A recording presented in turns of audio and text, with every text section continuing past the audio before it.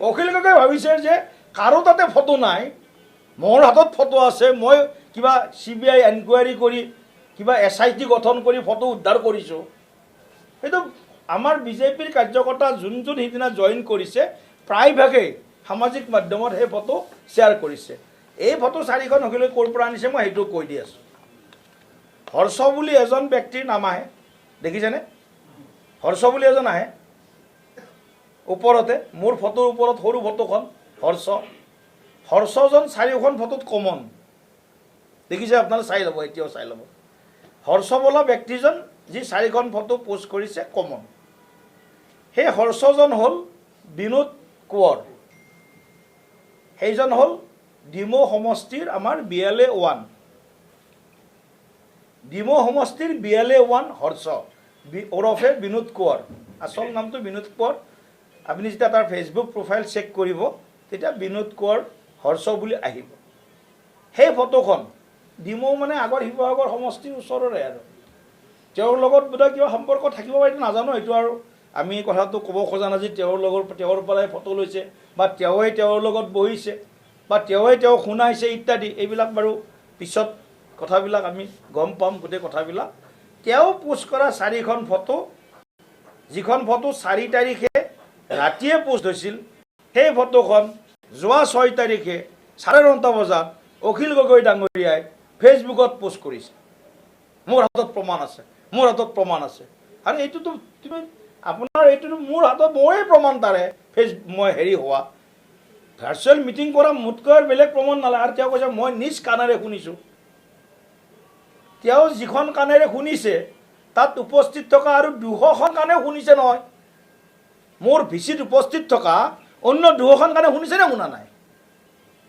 সেই 200জনৰ মতামত লওক। গতিকে মই এই বিষয়ত কৈছোঁ, তেওঁলোকৰ যিটো মাইণ্ডছেটটো, এই মাইণ্ডছেটটো অসমৰ কাৰণে বহুত ডেঞ্জাৰ। কৰ্মকাণ্ড চিন্তা অসমৰ কাৰণে বহুত ভয়ানক। 3 গগৈৰ পৰা সাৱধান হ'বৰ কাৰণে মই অসমৰ ৰাইজক আহ্বান জনাইছোঁ। তেওঁলোকৰ বক্তব্যত বেলেগ কথাবিলাক ফুটি উঠিছে। তেওঁলোকৰ নেৰেটিভটো কি? তেওঁলোকে কেৱল মিয়াক সুৰক্ষিত কৰিব লাগে, মিয়াৰ ভোট বেংক সুৰক্ষিত হ'ব লাগে তেওঁলোকৰ কাৰণে, আৰু মিয়াৰ নাম কাটা যাব নালাগে। এজনো মিয়া লাগিলে হাজাৰ হাজাৰ খিলঞ্জীয়া মানুহৰ নাম কাটা যাওক, তেওঁলোকৰ কাৰণে এইটো কোনো চিন্তা আৰু কোনো উদ্বেগৰ বিষয় নহয়। তেওঁলোকৰ কাৰণে মিয়াৰ নাম থাকিব লাগে। লুৰিণজ্যোতি গগৈ লাগে, অখিল গগৈকো লাগে, এইফালে আকৌ গৌৰৱ গগৈ ডাঙৰীয়া যোনটো আছে তেওঁতো এখোপ চৰা। অখিল গগৈ ভাবিছে যে কাৰো তাতে ফটো নাই, মোৰ হাতত ফটো আছে, মই কিবা CBI এনকুৱাৰী কৰি কিবা SIT গঠন কৰি ফটো উদ্ধাৰ কৰিছোঁ। সেইটো আমাৰ বিজেপিৰ কাৰ্যকৰ্তা যোন সিদিনা জইন কৰিছে প্ৰায়ভাগেই সামাজিক মাধ্যমত সেই ফটো শ্বেয়াৰ কৰিছে। এই ফটো 4খন অখিলে ক'ৰ পৰা আনিছে মই সেইটো কৈ দি আছোঁ। হৰ্ষ বুলি এজন ব্যক্তিৰ নাম আহে, দেখিছেনে? হৰ্ষ বুলি এজন আহে ওপৰতে, মোৰ ফটোৰ ওপৰত সৰু ফটোখন হৰ্ষজন 4খন ফটোত কমন, দেখিছে? আপোনালোকে চাই ল'ব, এতিয়াও চাই ল'ব।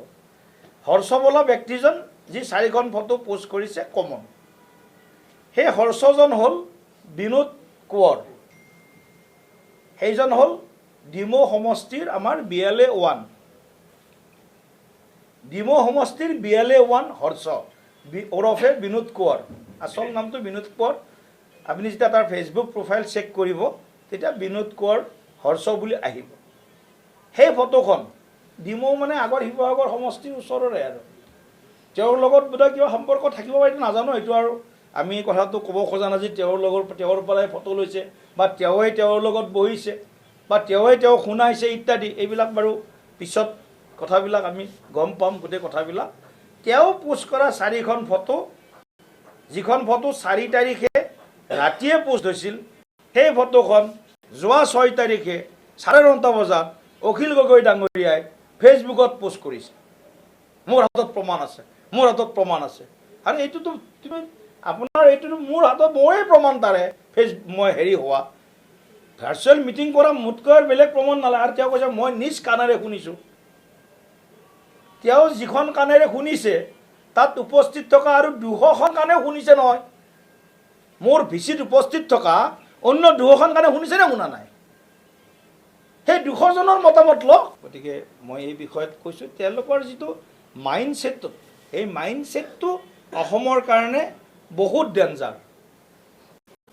কৰ্মকাণ্ড চিন্তা অসমৰ কাৰণে বহুত ভয়ানক। তিনি গগৈৰ পৰা সাৱধান হ'বৰ কাৰণে মই অসমৰ ৰাইজক আহ্বান জনাইছোঁ। তেওঁলোকৰ বক্তব্যত বেলেগ কথাবিলাক ফুটি উঠিছে। তেওঁলোকৰ নেৰেটিভটো কি?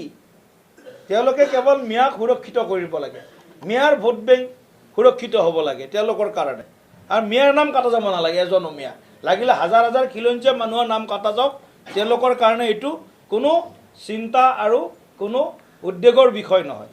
তেওঁলোকৰ কাৰণে মিয়াৰ নাম থাকিব লাগে। লুৰিণজ্যোতি গগৈ লাগে, অখিল গগৈকো লাগে, এইফালে আকৌ গৌৰৱ গগৈ ডাঙৰীয়া যোনটো আছে তেওঁতো এসব চৰা